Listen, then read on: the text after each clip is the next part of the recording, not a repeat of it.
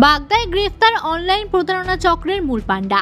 গোটা দেশে ঘটে যাওয়া বিভিন্ন অনলাইন প্রতারণার সূত্র ধরে চলতি বছরের নভেম্বর মাসের 14 তারিখ উত্তর 24 পরগনা জেলার বাগদা থানার সিন্দানি এলাকা থেকে 6 যুবককে গ্রেফতার করে বনগাঁ জেলা পুলিশ।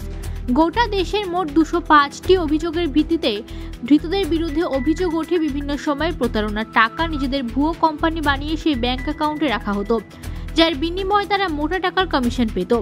এই ঘটনায় পুলিশি হেফাজতে নিয়ে তদন্ত শুরু করেছে রাজ্য সাইবার ক্রাইম শাখা। বৃহস্পতিবার বাগদা থানার সিন্দানি এলাকা থেকে 2 যুবককে গ্রেফতার করে সাইবার ক্রাইমের তদন্তকারী অফিসারেরা।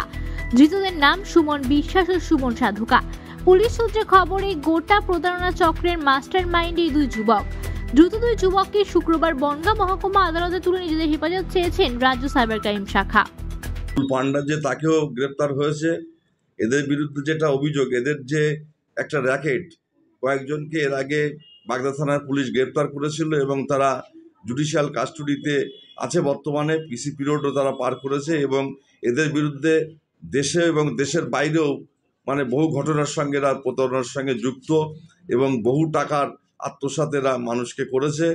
এবং এদের বিরুদ্ধে যেটা এখনো পর্যন্ত যা রিপোর্টেড হয়েছে যে 224টা এফআইআর হয়েছে এবং সেই পরিপ্রেক্ষিতে প্রত্যেকটা থানায় এদের বিভিন্ন সাইবার ক্রাইম মারফতে এবং ডিআইজি নিজে ইন্টারফেয়ার করেছে। সিআইডি তিনি নিজে উদ্যোগী হয়ে এই যারা প্রতারণার সঙ্গে যুক্ত এবং ভালো যে ফাঁদের মধ্য দিয়ে যে ভালো ভালো মানুষ, বেকার ছেলে, তাদেরকে প্রতারিত করে সর্বশান্ত করছে, যে এদের বিরুদ্ধে যথাযথ ব্যবস্থা না নিলে বহু পরিবার ধ্বংস হয়ে যেত এবং এই অতি শর্ট পিরিয়ডের মধ্যে এরা ব্যবসা চালিয়ে কোটি কোটি টাকা এরা রোজগার করেছিল এই বেআইনিভাবে।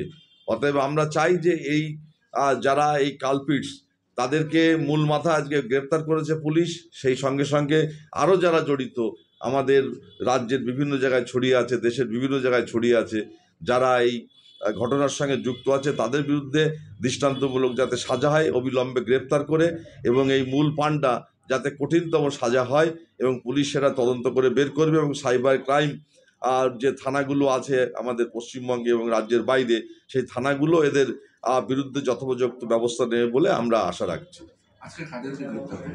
আজকে যে মূল পান্ডা, যে এই চক্রের যে মূল মাথা, সেই মাথাকে গ্রেপ্তার করেছে। এর আগেও কয়েকজন 5-6 জন অ্যারেস্ট হয়েছিল, তারা সবাই জুডিশিয়াল কাস্টডিতে আছে, জেলে আছে তারা।